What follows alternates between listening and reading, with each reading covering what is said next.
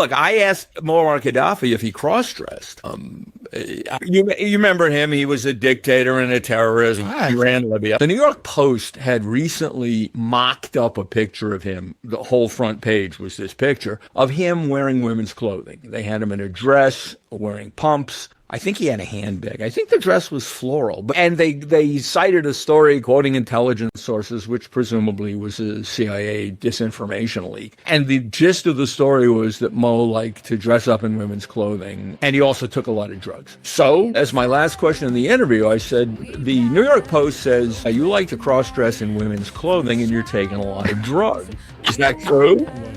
But his interpreter, there was this pause, and I looked over, and his interpreter had this horrified look on his face, because he wasn't going to say that. I mean, this is a country where you piss off the leader, you get killed. Right. And in the middle of this pregnant pause, Gaddafi starts to laugh, because obviously he spoke English. He knew exactly what I asked. And what you said. Yeah, that's what I was going to say. And, his answer was it was the Zionists. Mosaic Minds, we're here to explore. With every exchange, we crave even more. Diverse perspectives, our guiding flame. In the realm of ideas, we play. It is going to be a good day. It is going to be positive. The sun's rising today. We're going to have a great day regardless of weather or attitude or anything else.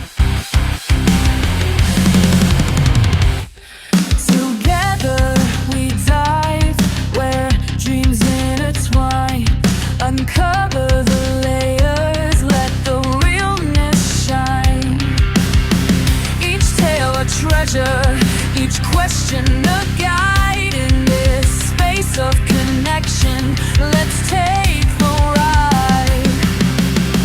Moments of wonder, reflections collide. With good reason, absolutely. Discussion, our hearts.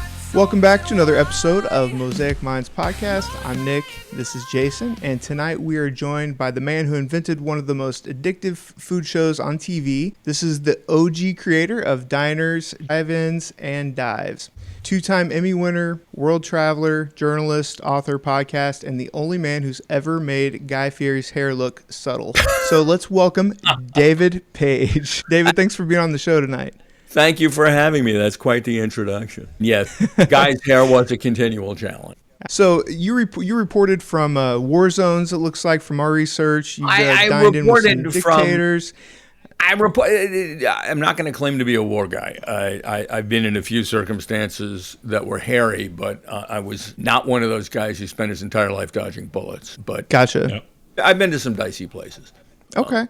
Well, since we're talking about that, let's start off with that. Like, give us one of the craziest experiences you had in one of these dicey places. Well, let's see. First time I ever came under gunfire was in the Romanian Revolution. I put together an international convoy of journalists and led them across the border from Hungary, where I had set up a bureau for NBC, knowing that the communist revolutions were about to occur. We busted through the border because the border, that was Transylvania on the Romanian side, and Transylvania had been part of Hungary, and the border guards there were ethnic Hungarians, even though they were Romanians, so they waved us through without visas or anything. Anyway, we got as far as, on the first night, we got to a city called Timișoara, which was a scene of active fighting. And my correspondent with me was George Lewis, who had a lot of experience in Vietnam. And as I said, I had not had the joy of being shot in the direction of until then.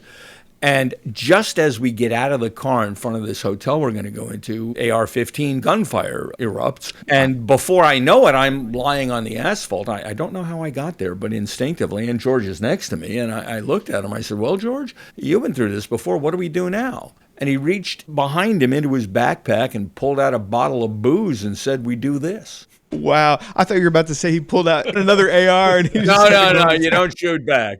I mean, you tell these stories. Look, I asked Muammar Gaddafi if he cross-dressed. I remember. Wow. Okay. You remember him. He was a dictator and a terrorist. And he ran Libya. Okay. He was the one that like shot the fat into his neck or something, right? Like to make his neck bigger. Like that was the story. Like I haven't heard that story before, but I'm about to tell you a good story. In retaliation for his role in a disco bombing in West Berlin, the United States bombed Libya. And in the process, whether on purpose or not, did some serious damage to one of his houses. I was the first American journalist, I think, of any kind, certainly the first TV journalist, who got an interview with him after that incident. And so they, it was all the bells and whistles of when an authoritarian wants to show off, and they picked me up at the hotel and blindfolded me and all that crap. And we show up at his bombed out house, and they take me in and they give me a tour, and including his bedroom, which looked like Hugh Hefner had designed it. I mean, he had this round bed,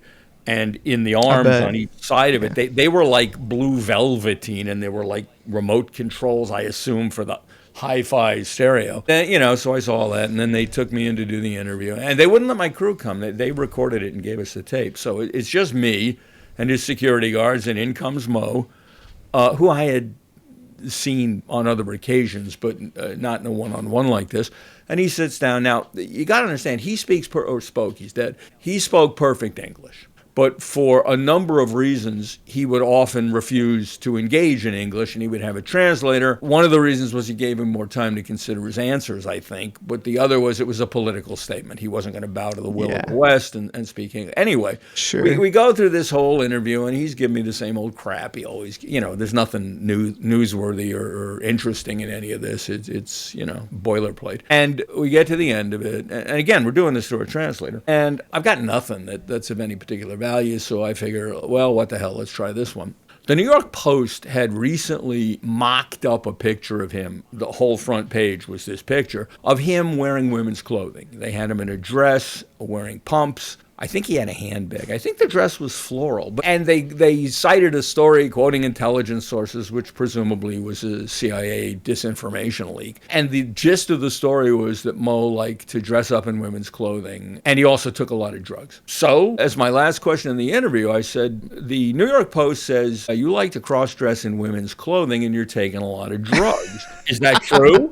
Love it. But his interpreter, there was this pause, and I looked over, and his interpreter had this horrified look on his face, because he wasn't going to say that. I mean, this is a country where you piss off the leader, you get killed.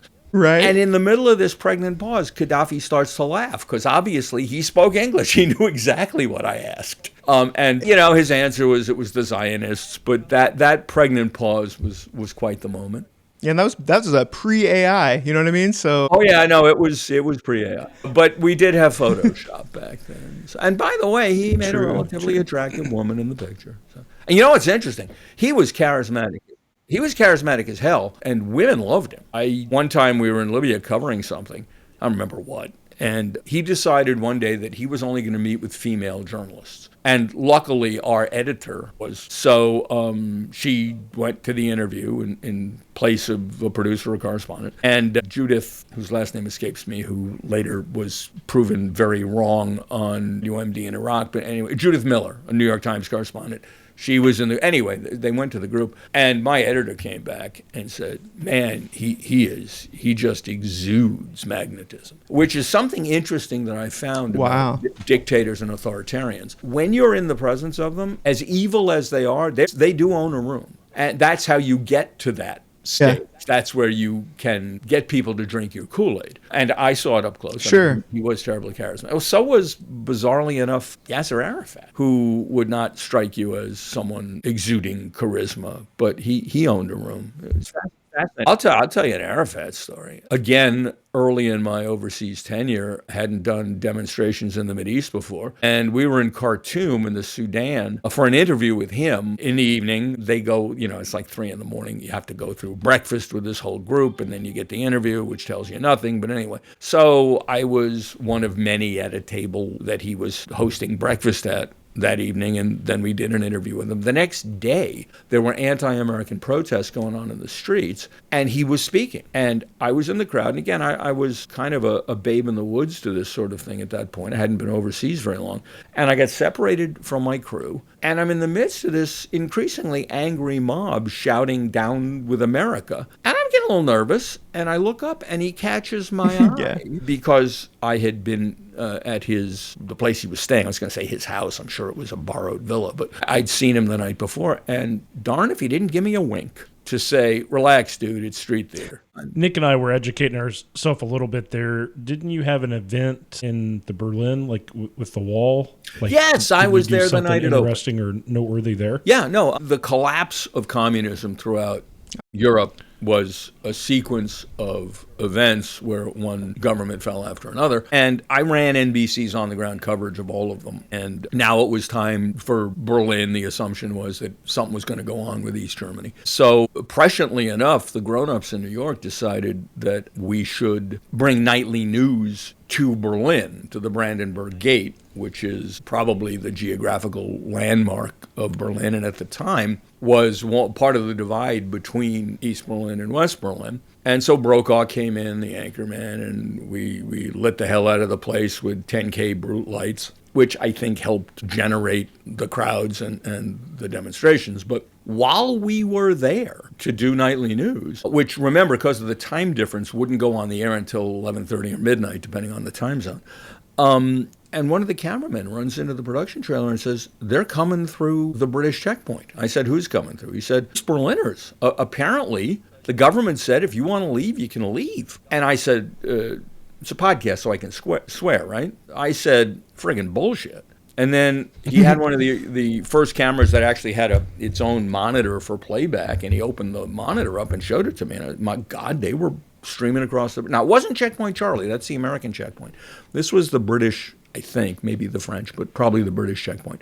And they were streaming out. And suddenly we were there about to do a newscast at the exact moment that the Berlin Wall opened, which was just extraordinary. You may remember pictures of all of those Germans dancing on top of the wall. I'm responsible for that because I grabbed a ladder and ran to the wall so that my crew could climb up and get aerial shots. And immediately the crowd took the ladder away from me and they all climbed up. So it was party time. That's awesome. That was so cool. Well, I'll tell you, one of the coolest things. Right on. A few days later, Joe Cocker gave a concert in West Berlin celebrating the opening of the wall and predicting the reunification of Germany. And he sang as the highlight number of his set, Get By With a Little Help From My Friends. Now, the anchorman, this was the weekend, so the anchorman of Weekend Nightly News was a guy named Garrick Utley, one of the greatest journalists of ever, and someone I idolized and was lucky enough to work with on a number of occasions. But Garrick was the straightest person in the world, certainly on television. I mean, I don't want to say this in a bad way, but he was Mr. Boring. And I convinced him, I said, tell you what, why don't we close the show tonight with a music video with Joe Cocker singing I Get By With a Little Help From My Friends, and we'll edit over it all the incredible footage from the wall opening in this first week of Euphoria. And Garrick said yes, and we actually closed Nightly News, Garrick's Nightly News, with this wild music video set to Joe Cocker. It was a great moment. I bet that has probably played in multiple spots since then. I I'm would sure hope that wasn't so. exclusive. I'm sure...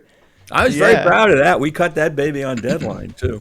That's really cool. So before we dive into the Triple D and before we talk about, some your podcast and some of your other things, tell us a little bit about how you got into journalism in the first place. And is that something you always knew you wanted to do, or how did you initially get into that? Yeah, interestingly enough, I first knew that I wanted to be in broadcasting. I remember being, I don't know, maybe I was 10, 11 years old in the car with my parents, listening to WNEW, the middle-of-the-road radio station, powerhouse radio station in New York City, and listening to a disc jockey by the name of William B. Williams, just blurting out, I want to do that when I grow up. And my father, who was an academic, was horrified, and he said, oh, God, no, you can do better than that. Okay, fine. But I never lost the dream. And I actually chose to become a day student at a local boarding school.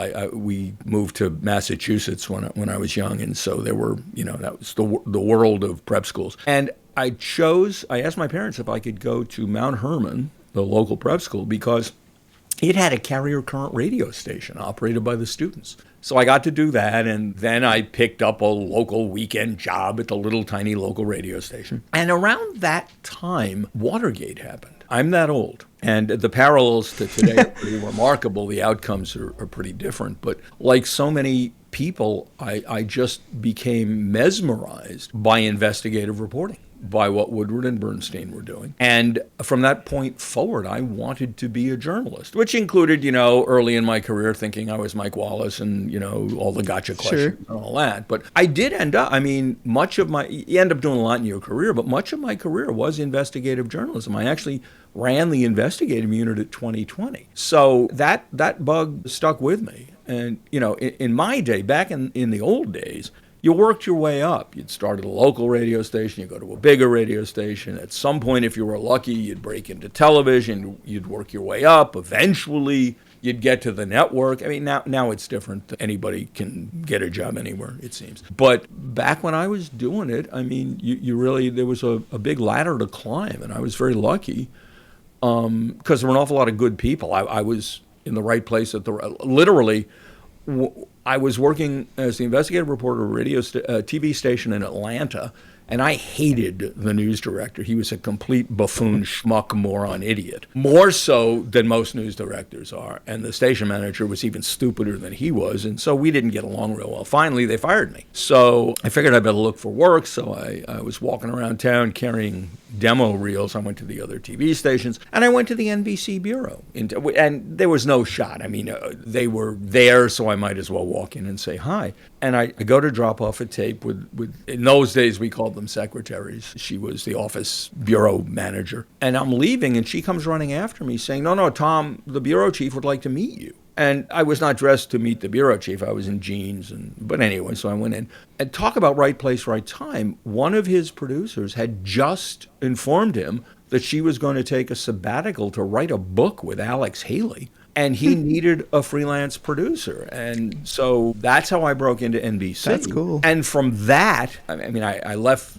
that gig because I had nothing permanent. I ended up working on TV again in Houston. But NBC then became available to me, and I was hired as a producer. Actually, they were going to send me to Atlanta, but talk about the old days. This was long before the Me Too movement, and a prominent NBC executive was well known. He was married, but he was well known to be having an affair with a producer in the Chicago bureau. And after they offered me Atlanta, she told New York she wanted to go to Atlanta. So they offered me Chicago, which, being a union market, paid literally twice what I would have made in Atlanta. Hell so, yeah.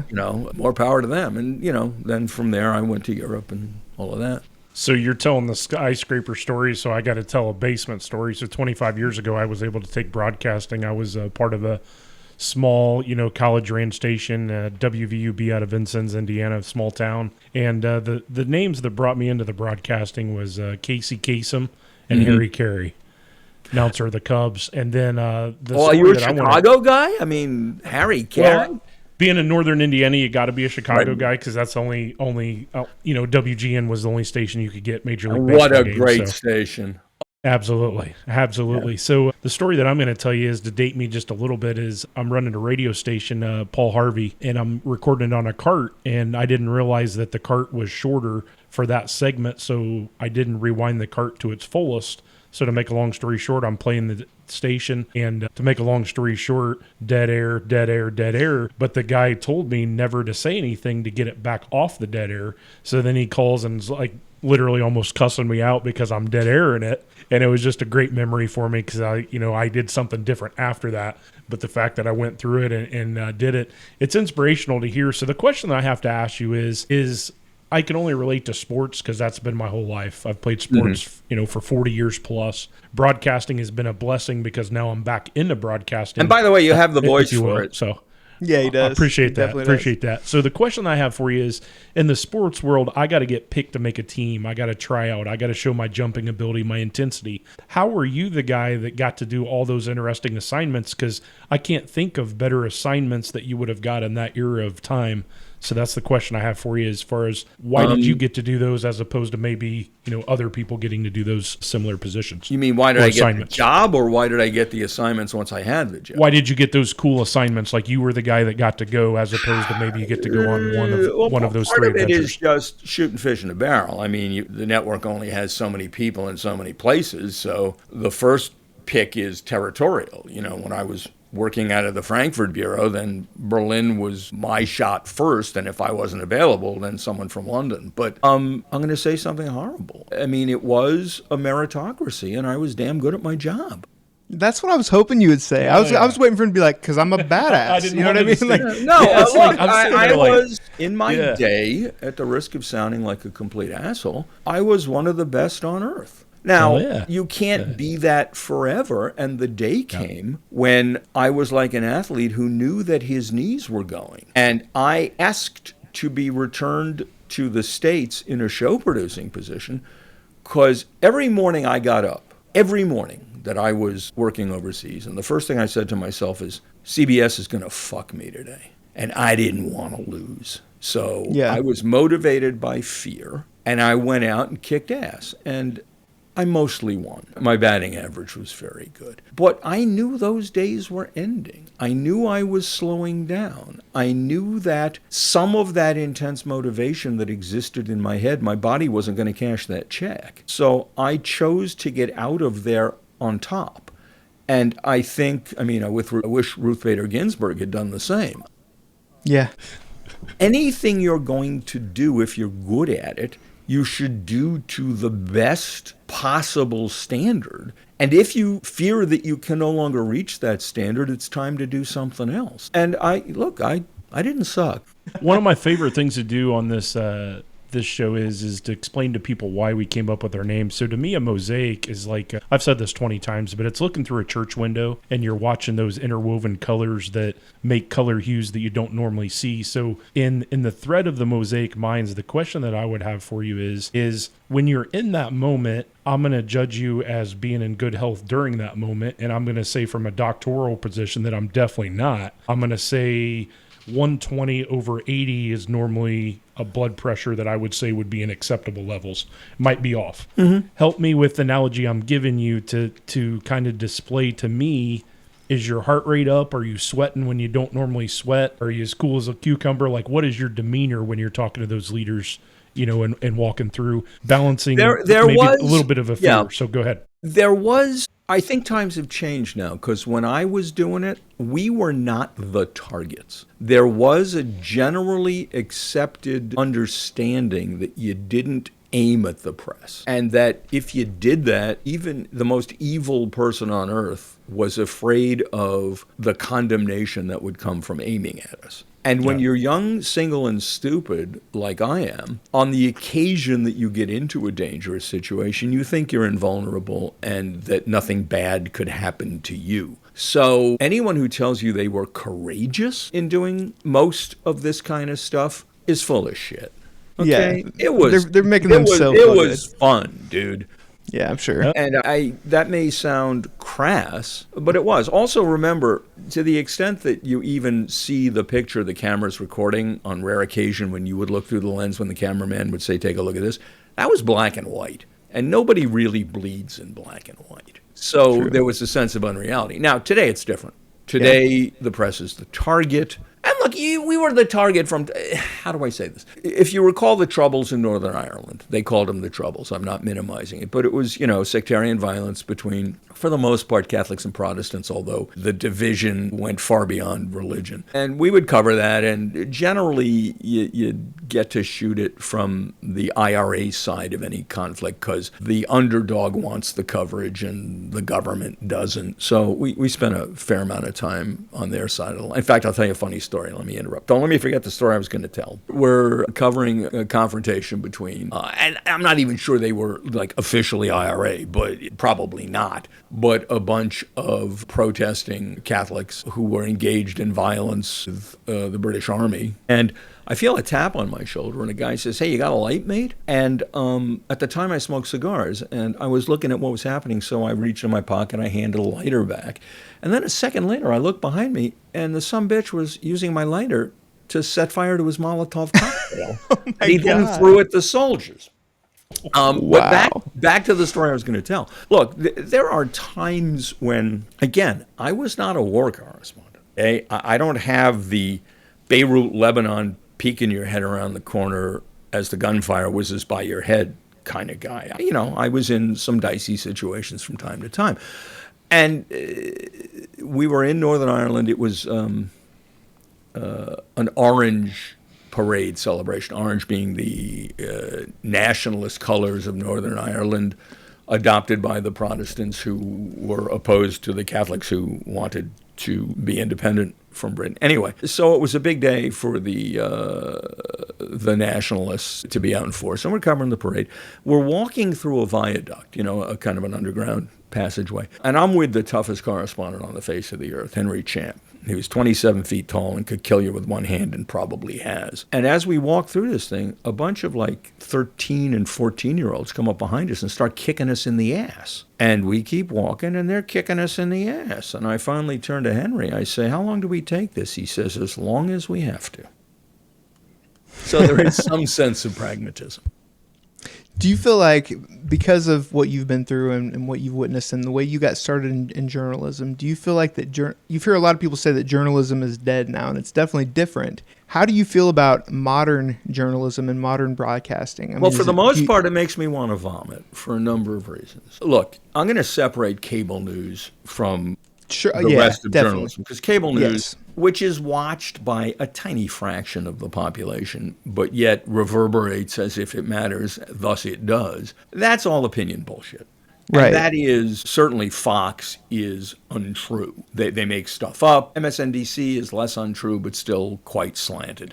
I'm talking about the mainstream outlets. Most of what's wrong with them these days is ineptitude and finance. They no longer hire the best of the best. You get promoted in those ranks because of what you look like or how you can walk on camera. You get promoted without the kind of experience that you used to have in the old days. And the fact is, the corporations that run the networks and most newspapers in America are completely motivated by profit. Look at ABC and CBS settling, well, ABC settled, CBS is about to, settling these completely horseshit lawsuits from Trump that never should have been settled. So those days are over. Now, let me be clear. There are still institutions doing a hell of a job. Whether you like them or not, whether you consider them overly liberal or not, the New York Times, for the most part, does a hell of a job. Whether you think they're too conservative editorially, the Wall Street Journal does a hell of a job. I would even, for the most part, be a fan of NPR. I think they skew left in the topics that they cover, but I think once they're covering something, straight about it. But no, I think journalism in the United States is nowhere near what it ought to be, but we're also, look, this is a country, thanks to social media and proliferation of available channels, that no longer gets, for the most part, very few people get the full picture of anything. They live in their little silos. They get whatever reinforces them. And frankly, not to get political, but this country is becoming an authoritarian state and nobody seems to care. I feel like it's been slowly drifting in that direction for quite some time, but you're right. It seems like define starts to quite snowball some time. It's certainly quicker and quicker. This did not happen under anyone in my memory before Trump. And I don't mean this as an attack on Trump, but what's happened is, look, U.S. Marines on the streets. We were just talking about that. Look, the old joke about you turn the temperature, you put the frog in the bathtub and you turn the temperature up 1 degree at a time. He doesn't notice he's boiling. Well, America's boiling and nobody noticed. No, we gotta kind of call it something. I'm gonna call it the golden era. That's a wrestling term actually, but being what was the golden era of wrestling? That was 80s, 90s. Oh, okay. So that's I've got to call it something to give reference, but I'm talking 80s and 90s. So I remember with the limited, growing up in a country and not having a TV tower within 75 miles, ABC, NBC, CBS. I remember them being more middle of the road, so I don't want to go down the politics train, but I will say this: I believe that if you're on a plane and there's 3 seats on either side of the aisle, I think as we separate to the far window seats, it creates a little bit of dissension. So the point I'm going to make is back in the 80s and 90s, I think there was more. It could be a strong opinion on one side or the other, and it was respected because it was more golden intuitive. But I'm gonna not to interrupt, but I've got to interrupt. I'm going to disagree with you so deeply. That's fair. It's frankly, you say the networks have gotten more opinionated. I think they are doing a massive disservice to the American public by giving equal time or equal weight to various viewpoints, one of which may make sense and one of which is complete horseshit. Your job as a journalist is to define what's true. And it's not fascination. To say this and that. I think the networks Couldn't agree more. They'll tell you they've been hard-hitting, but they've been very soft on an awful lot of what's going on in the country and in the government. And I think, frankly, I just watched CNN broadcast the stage play Good Night and Good Luck about Edward R. Murrow and standing up to McCarthy and red baiting. And that play and that whole era is a good example of when, on the one hand, on the other hand, cannot work or cannot be effective in times of a massive crisis. You've got to have the guts to say, this is horseshit and these are the reasons why. Not, as Fox does, this is horseshit and then lie about it. But I think, frankly, the networks are failing in their obligation right now to be... And by the way, that doesn't mean just being tough on Trump. It means being tough on Schumer, who hasn't shown the backbone that a porcupine has to stand up and do anything. And to beat up... yes, there's been a fair amount of coverage of the conflicts of interest on the Supreme Court, but there could be far more. They haven't done jack about truly exploring the failure of the cabinet to, in Trump's first term, I mean, now it's a complete joke, to stand up, or during Biden's term, to stand up to their obligation under the 25th Amendment and say the president is impaired. And from what and look, again, I was a big Biden supporter. I think his programs were terrific. I think what he did for the country was great. But I also think that 2 years into his second term, he should have been bounced from office now that I know what had happened to him. But, both he and Ruth Bader Ginsburg, who were liberal heroes of mine, basically destroyed their legacies because they refused to leave at a time that would have allowed them to be effectively replaced by someone else of their own intellectual bent. Yeah. Well, let's jump into because I want to make sure that we talk about diners, drive-ins, and dives. Because anybody that is listening to this, even if they haven't watched it, which probably most of them have, they've at least heard of it. I mean, everybody's heard of it. So how did you go from what you were doing in journalism to deciding to create a TV show, and why was it food? Like, how did that come about? The whole. Well, I needed to make a few bucks. We'll get there in a minute, but I do want to point one thing out. Journalism doesn't have to be a traditional newspaper story. Journalism is the imparting of information in an honest way. And I applied to diners the exact same accuracy and truth standards that I applied to every piece I ever supervised at 2020 when I was running the investigative unit. Now, most, quote, reality TV doesn't and is in many cases bullshit, but Diners was absolutely accurate. Up to and including, if you go back and look at the episode, I only did the first 11 seasons, but I insisted that we include every single step of every recipe on camera in the show. None of this jumping over stuff. If you were going to watch a guy make something, I was going to tell you every single thing about how to do it. Now, how did I get there? I saw the demise of network journalism long before many people. I was line producer at Good Morning America, which meant that every third week, subject to the executive producer putting the show together and taking it to the control room and putting it on the air was my responsibility. And one morning, the hottest show on TV was Who Wants to Be a Millionaire? With Regis. And it was a complete phenomenon. And one evening, the executive producer came up to me and said, there's going to be $1 million winner tonight. He's booked for your first half hour tomorrow. Well, the first half, I could see booking him somewhere, but not in the first half hour. That was supposed to be news. That was the moment at which I knew that the television business, the news business I'd been in, was over. So I started looking for something else to do. I got headhunted to go to a home shopping channel. And I thought, it's not news, it's a cool thing to do, and I'll get stock options at a publicly traded corporation. That'll be cool.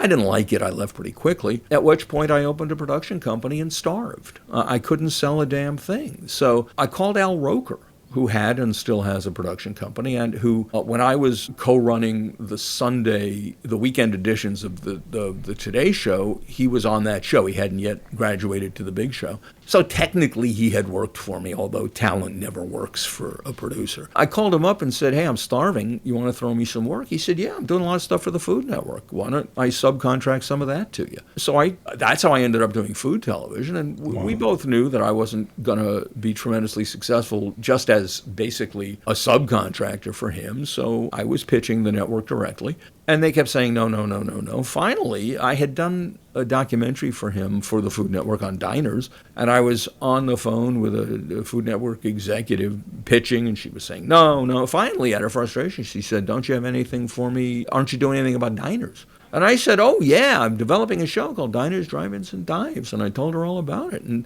for a change, she said, that sounds interesting. We have a meeting Tuesday. Get me a write-up Monday. Now, this was late Thursday evening. The sun was already down. And I got off the phone excited that she was interested, but kind of I'd screwed myself because I was not developing a show called Diners, Drive-Ins, and Dives. I had just pulled the name out of my ass and the detailed description I gave her, and that gave me a few days to, call around to restaurants and such, and I submitted a pitch, and it turned into a show, and off we went. So that's the accidental way I became a food television guy. I love that. Kind of a random question. I know you've been a lot of places, but have you ever heard of a place called the Tamale Place in Indianapolis, Indiana? No. Tell me about it.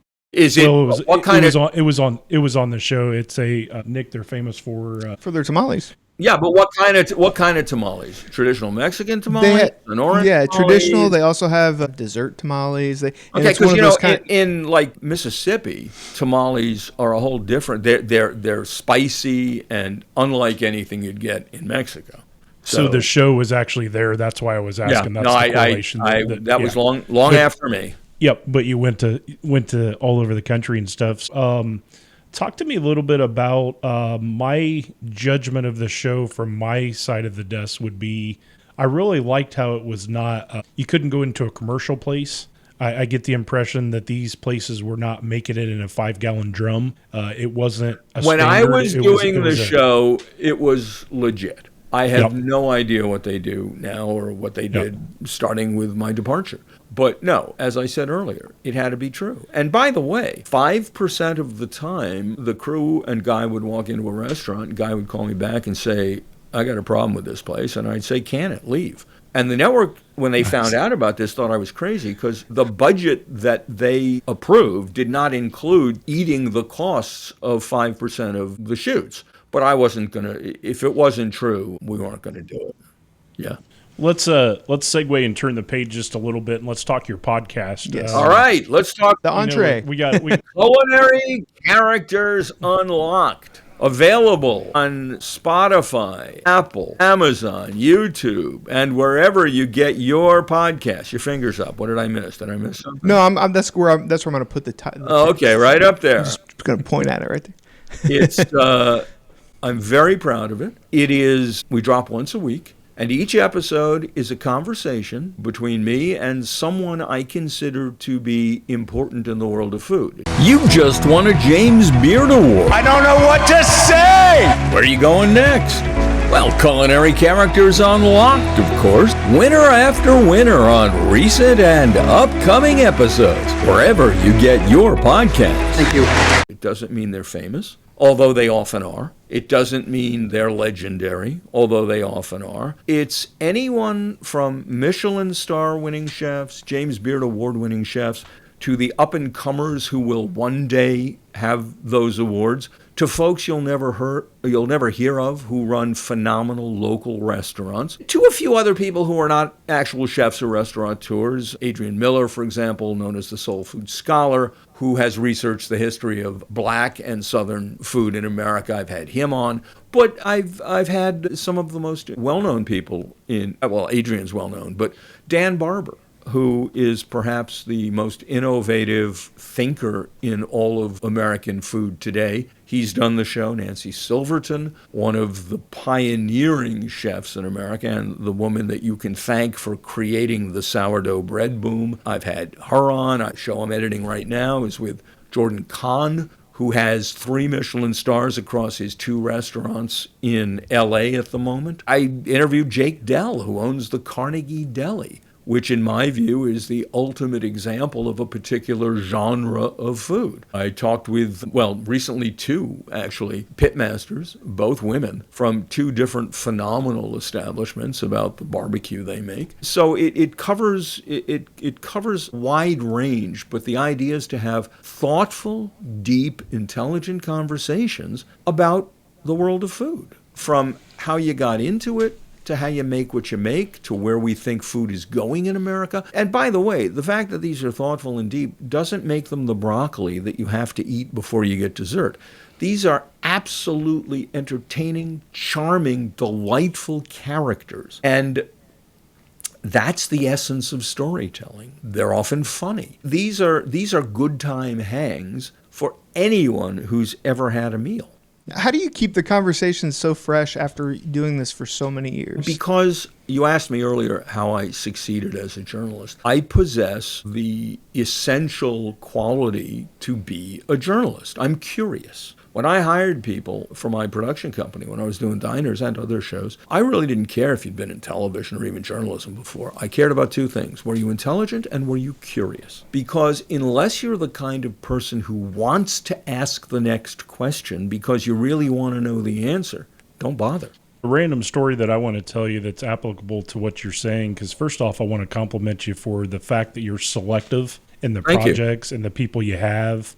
The stuff you're able to do. You know, my dad visited Senegal. He spent a lot of time over there. You know, we got a drum that was unique. We got a turtle that was unique. And we brought a young man over there, and he fished in a retention pond that's a mud hole. I can kick a football from one end to the other behind my house. This young man takes bread with all 10 of his fingers and rolls a perfect bread ball, throws it out in the water, and I'm sitting there laughing at him like, bro, like, are you serious right now? 15 minutes later, a perfectly matted bread ball is still on the hook with no flakes off. It was like something out of a movie.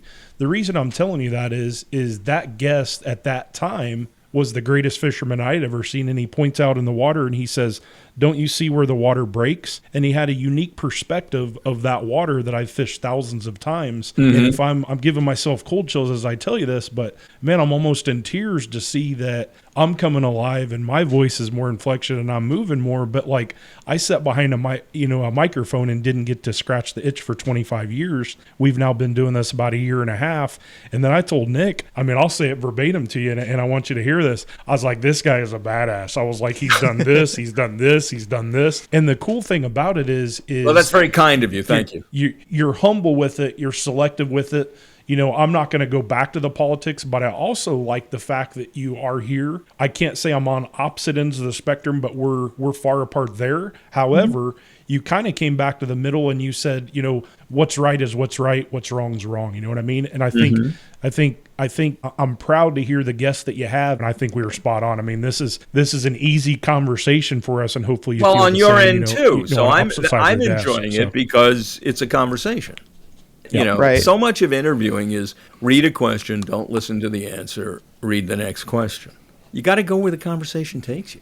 Exactly. Yes. Yeah. Well, and I think a lot of people too. I mean, because everybody's got a podcast now, right? So Yeah. I think a lot of people they jump into it and they're like, okay, well, we're going to be these YouTube stars, you know, or we're going to have this amount of downloads. But that's not why we did it. You know what I mean? We started doing it because, like you said, we were curious. You know, we've met so many cool, great people. You know, fun people to talk to, and that was really kind of the whole purpose behind this. That along with having a little because we work together, so having a little camaraderie outside of work. Wow. I mean, I got to be brutally honest with you, man. I'm not a small guy. I can defend myself, and I'm not bragging. But at the same time, man, being in a foreign country, that gives me cold chills because I remember some military people. I got to be careful because I don't know the laws and stuff, and it's nothing crazy. But here's a name that you'll remember, Ted Koppel. So I don't know what I can say, and I'm not trying to be ridiculous, but I know a guy that was in the office that did a procedure on him. I think I could say that, and nothing weird, like just a basic. But, No probes, you know. But I'll just leave it at that. But I thought that was interesting because Koppel is legitimately a god.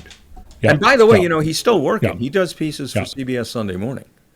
And Great guy. He said he said No. exactly what you said. Classy, nice, just I a real great guy. I never had the opportunity to work with him, which is I regret. But no, Koppel was the gold standard. Now, I did have the opportunity to work with someone who's taken a fair amount of heat lately, who I also consider in many respects a gold standard. I was one of the first to work with George Stephanopoulos when he came to ABC. I edited several of his first scripts, and I cannot say enough nice things about him.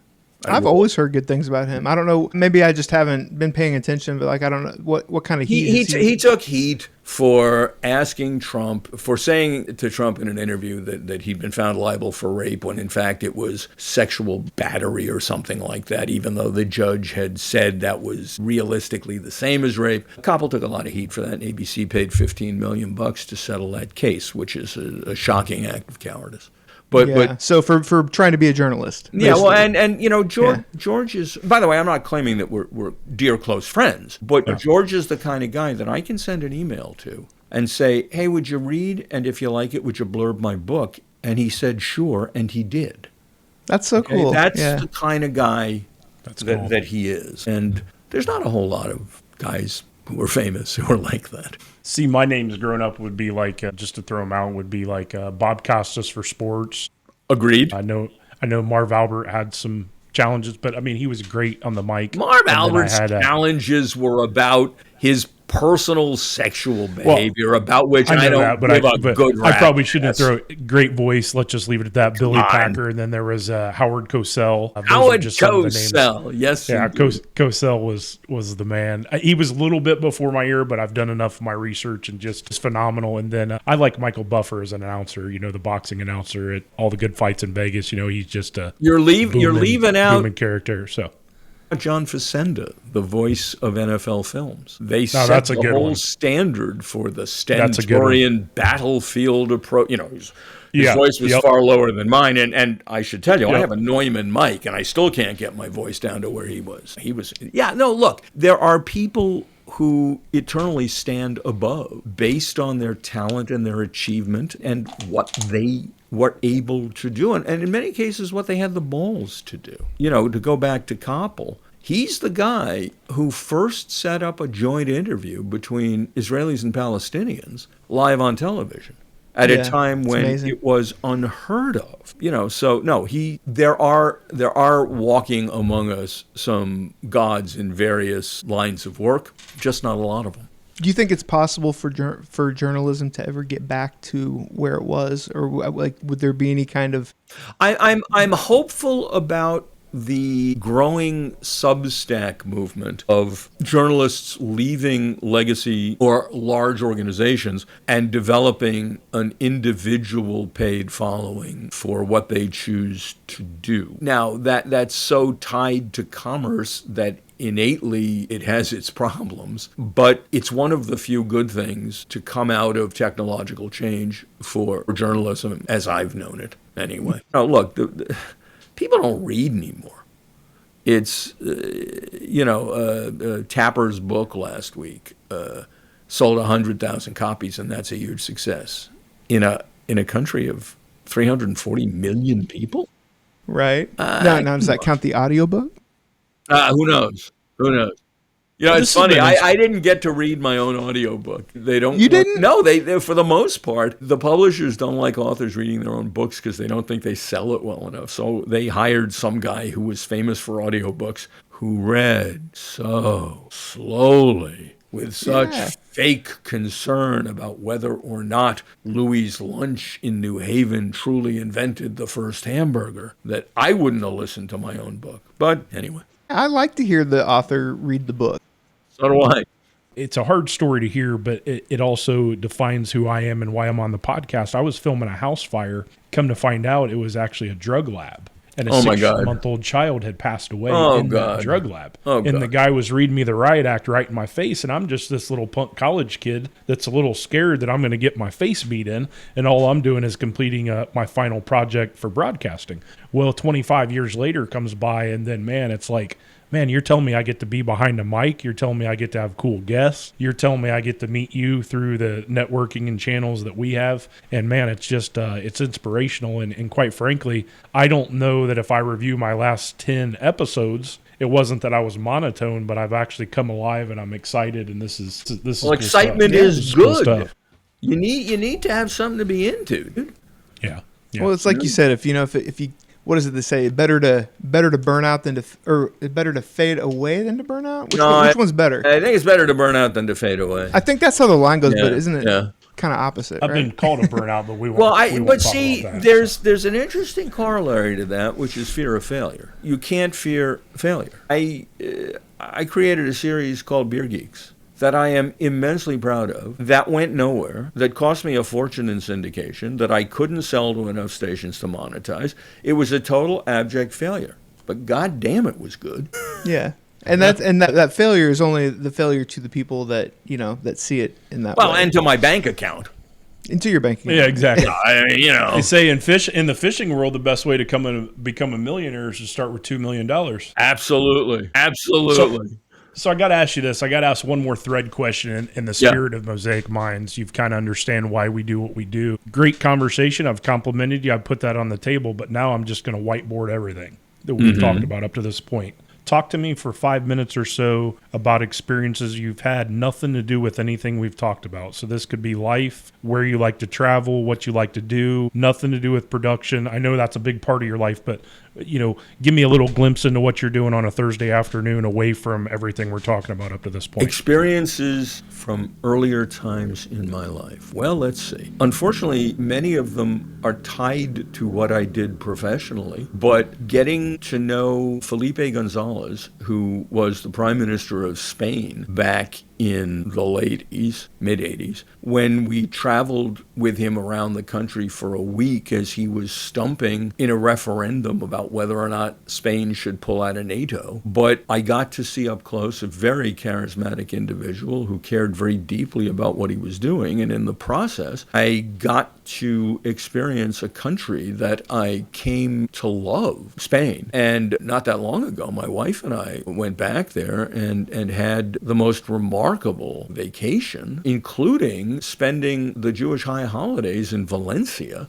attending a synagogue in Valencia, amid a culture where the Jewish population is so concerned about anti-Semitism and violence that my attempts to get approval to attend the service on Yom Kippur was an extended and lengthy back and forth of emails. Really? Until I could prove to them that I was legit. And the synagogue was basically just two small rooms in an office building, unmarked. There was not even a plaque telling you what was there. And yet when and I'm not particularly religious, I'm deeply Jewish, I'm far from Orthodox, I'm Reform, but it's important to me to be part of the Jewish world. And we were accepted and invited into that service that day as if we were long-lost relatives. And there's an honor at a Jewish service called an aliyah, where a limited number of people get to come up and bless the Torah. And they actually gave us an aliyah. While we were there. It was one of the finest experiences of our lives. Another experience that stays with me is food related, and it also occurred on the job. But we had been shooting in Luxembourg. It was a long, dusty day. We were exhausted. We were covered with mud, and we were heading back from the French border to our hotel in Luxembourg City, and we passed a sign for a restaurant. So we went in, and it was a humble-looking facade, except when we opened the door, we realized we were way underdressed, let me put it that way. This was a hoity-toity European gastronomic palace, and we felt tremendously out of place, and were just about turning to leave when the owner comes barreling out of the kitchen. He turns out to be an expat from Tucson. And boy, was he glad to see us, and boy, did we get treated well. And I cannot tell you what we had for dinner. I can't remember the meal, but it was one of the great meals of my life. It was just truly tremendous. Yeah, that one will stay with me for quite a while. Those are events, they're occurrences, they're chapters. Experiences. Yeah, people, you can sit on your couch and watch TV all you want, or you can look at your phone, but actually experiencing things is a wonderful turn of events. What project do you have, or what would you like to do? You've done a lot. I look at that as spanning multiple generations, but what's a project maybe that you haven't done? Or The documentary that I can't sell, I've been trying to sell a particular documentary for 6 years now, and for some reason I can't, but it is the maternal mortality crisis in America. We have the worst maternal mortality and infant death rate of any Western country. We know how to fix it. We don't. It mostly impacts people of color, but it is not behavioral related. Much of it is structural racism. And for some reason, I can't sell it. And, I don't know why it gripped me. I'm a white Jew from New York, but this one got under my skin and it bugs the hell out of me, both as a problem and as the fact that I can't sell it. No one will pick it up. Well, you guys are great. It's a real pleasure to talk with you.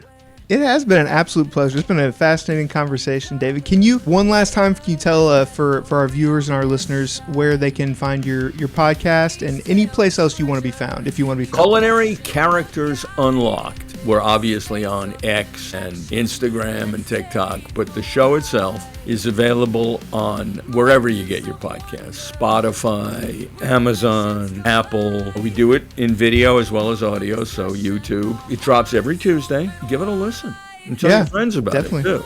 Yeah, and like you said, it's not, you don't have to be there to learn about food or anything like that. It's all about the characters that you have on, right?